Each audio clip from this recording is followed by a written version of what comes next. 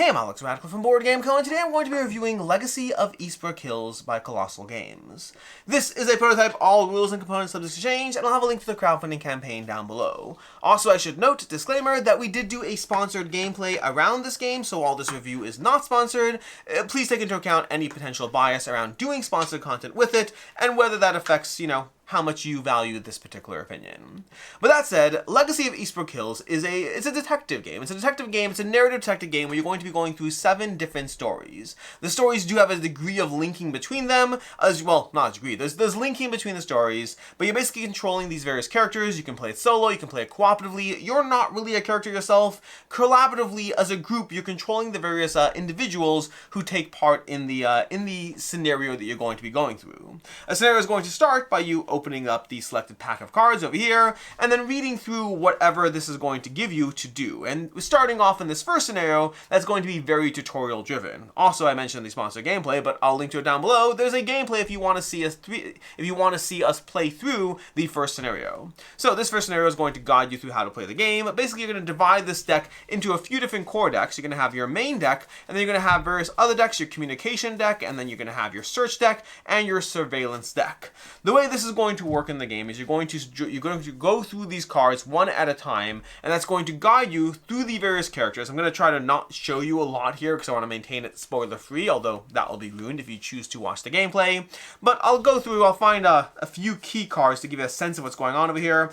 This will be very non-spoiler. This is stuff you'd be introduced to in the very beginning of the game. But you're going to have location cards such as this. You're going to have character cards such as them, and then you'll have various gear cards such as that over here. These different types of cards will give you different types of things you're going to be interacting with. We have the characters who will give you various tokens you can utilize. You'll have these various locations that you can explore using your various, your surveillance and your search tokens to explore the various locations. And then you're going to have the actual cards themselves you'll be reading through over here, giving you the text that you're going through. This will all guide you onto an adventure. And the adventure is going to give you, let's give you the last type of card over here that's very important, which are going to be cards that give you an action you can go through over here. So for example, let's just find one that won't spoil things for you over here. I'm trying to find one that is, let's go through this one. Just don't look too closely. Don't read the card. At the bottom of various cards, you have available actions. These give you the actions you can do in the game. So that's going to be things like that. And this says, oh, we can visit these locations if we go to that card, and we can take those actions. That's kind of the general arc of what's happening here. You have a few key card types, and then you're just making choices. So I'm going to make stuff up as you go along. You start off in a town over here, and then from there, you're investigating the murder of a scientist. I'm just going to make all this up over here. You're investigating the murder of a scientist. And so first things first, you talk to the detective in the town. The detective is going to open up a few card options for you. So now you can visit the police station, or you can visit the laboratory. Those are going to be card options. From there, when you visit the laboratory, you might be running out of time. Time is a currency in the game, because eventually you're going to have to get to a conclusion where you start making decisions or start answering questions about what happened. Who murdered the scientist? Why did they murder the scientist? What was that chemical substance that you found in the lab? You're going to be given multiple choice answers that you have to answer either through just sheer guessing, or more likely by having gone through the story and interacted and talked with characters, visited locations, made informed decisions about what to search, what to investigate, surveil, who to talk to, all of those things. But you're just going through a journey. That journey is going to have you making decisions around where to spend your time as a resource. You don't really spend time, you just do things, and some of those things have a time consequence. You might visit a location, and sometimes you lose an hour, sometimes you don't. Eventually, at the end of the night, you have to rest, which will carry over into the next day, and then from there, you're just trying to manage your actions, manage your characters, make informed choices about what to do based on who you've talked to and the things they've told you, and then at the end of it all, answer a series of questions to see how well you score while going through the scenario conclusion. Again, it's a little bit vague here. Not that vague. I kind of told you what you're doing in the game, but I'm not really going through the exact here's what you do, because that would show you all these components. If you do want to get a sense of how that works, honestly, you could watch the first 20 minutes of the playthrough, and you'll get a good sense of how all the things work together without even spoiling much of what happens. The first 20 minutes is very much on rails, and then after that, you start making more choices in the game, making choices yourself as far as where to spend your everything, where to spend your time, where to spend your tokens, and what decisions to make, who to talk to, where to go, all of that. That is how you play Legacy of Eastbrook Hills. Which means it's time for my review of what I like, don't like, and see others not liking, all of that. I'll start by saying, and this will factor into my final thoughts as well, I'll start by saying that this type of game is not usually my go-to experience. I'm more of a mechanically driven player. I like dungeon crawlers or Euro games or things of boss battlers. I like things where it's a lot more about the decisions and mechanics you're making and less so about the story and the investigations. That said, I have played a lot of games like this, and this one, in my opinion, this is more final thought stuff I'm giving it to you now. This is one of the better ones from this genre of game. I'm kind of leading with that before I dive into the review because I have things I like, I have some small things I don't like, but overall a lot of it's about the genre and then how this stands out within that genre. As far as what I like, I felt a little freer in this game than I typically have when playing games like this. There's a lot of options that you have on the table in front of you. There's a lot of choices you can make as far as the actions you can take, and a lot of it really feels free. It really feels like you have a completely open world at your disposal. You will be talking to various characters, but I felt that even the talking to various characters, like a big part of the game is using your communication tokens to talk with the various figures you meet about various subjects that you can talk to. I'll say that it felt closed enough as a system that it didn't feel completely open-ended crazy where I could talk about anything and everyone at all times that would just bog me down, but it felt that you had to make informed choices about which characters are most likely to know things about which subjects. And so I felt that overall, there was a good story. First of all, good story overall.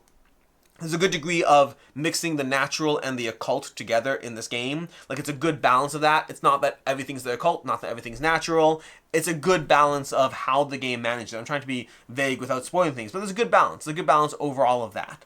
The way the game splays out locations for you, and the choices you make about where to search and surveil, that's a big part of the game as well. And sometimes you're just blind guessing where to search and surveil, but sometimes you're reading into clues or things that were said and making choices about where to spend those actions there in order to search and surveil. The way the game progresses as well, again, this is something I'm not going to heavily go into, but as you go through the game, it unlocks and adjusts the mechanics of how you do certain things in the game. And so the game does have a degree of progression, both in terms of the rules that are added as you go through it, but also that sense of how the characters themselves progress as you play through them, and what things stay with you, what things or what people stay with you as you go through the experience. And so there's a good sense of a story, there's a good sense of permanence and consequence to your actions. I felt that overall, when you get to the end of a scenario, for me personally, I haven't encountered all the things that you're going to encounter, but there's another good balance of the game is that I really feel like you get to see a good part of the world, but you still feel like there's so much that you didn't get to explore and didn't get to interact with. And there's a really good balance there where I get to the end and I'm like, yep, I know, you get these series of questions at the end. So let's say you get 10 questions out of a scenario. I generally felt that I had encountered enough of those things that I was like, oh, this is referencing those things. Whether it's eliminating answers, whether it's clues to answers, whether it's the first opportunity guess you had versus the slightly more layered assumptions based past that level, that first level depth. But you really had a good opportunity to be able to figure out what those answers were, or at least feel a sense of familiarity with the answers in the game. Versus there's still going to be things you didn't encounter, and so there's a balance there as far as how do you score yourself based on what you were able to do. Overall, this kind of game experience usually has you just talking to characters, investigating, and eventually getting to a conclusion where you have to answer questions. This one did so fairly well. The biggest thing I don't like about the game is and the story. The story is very solid. I felt pulled in to these characters as they go through these adventures. I felt a greater sense of connection to the world that was being built around me than I generally do in this style of game. As far as things I don't like in the game, the biggest thing is going to be a criticism of the genre in general that I think possibly there's a particular game we'll get to at the end of my recommendations. It's a game called Suspects that I think avoided it the most, but I do find it's present in the genre and it's present here as well. Where how do you fine tune that balance between knowing what a red herring is, knowing where it's a false lead. Someone says something about, let's talk about the, I mentioned the scientist, the lab, the doctor died, whatever it is. So there's a chemical substance on the table. Either everything you read in the story about that chemical substance is inherently true, or there's red herring. Someone mentions something else and that sparks you to go down the wrong path and find out something completely wrong. This game has that as well. Sometimes the things you get are red herrings. Sometimes that first level answer you get isn't the real answer. How are you supposed to know when you get to the end of it whether that's the real answer or whether that's just the level 1 answer? There's a lot of red herrings in these kinds of games, and you have a limited resource, time. Time is ultimately the biggest limiting factor, that you can't do everything in the game. And I don't know if I have a firm sense of when you know something, like, should I have known that something was a false lead? Should I have known that? I don't think that I have an easy way to know that. I think that you just pursue all the leads. Sometimes a lead is a false lead. Sometimes a lead is not a false lead. But you have to make those decisions in order to be able to move things forward. And that's a criticism of this, again, the genre more so than this game, where most of these games that I have felt that way, it's ultimately you're trying to make the best guess you can. You're trying to do so with information, but there's definitely a degree of blind guessing in the game, and there's definitely a degree of following false leads, and just, time is wasted, but you couldn't have known it was a false lead until you followed it. And that's still very much present in this game. The only other thing I'll say is this is a very heavy reading game. It's a very big narrative game where there's a lot of text, and your choices are kind of to breeze through it as fast as possible, which will hurt your experience and not invest you in the world, or alternatively, in this game, like the missions you play through range from an hour and a half to like 4 hours long. And I would say that most of the time, 2/3 of that time, if not more, maybe 3/4 of that time, is going to be spent reading these stories, reading these characters, reading what a character has to say about X, Y, or Z, and then putting it all together.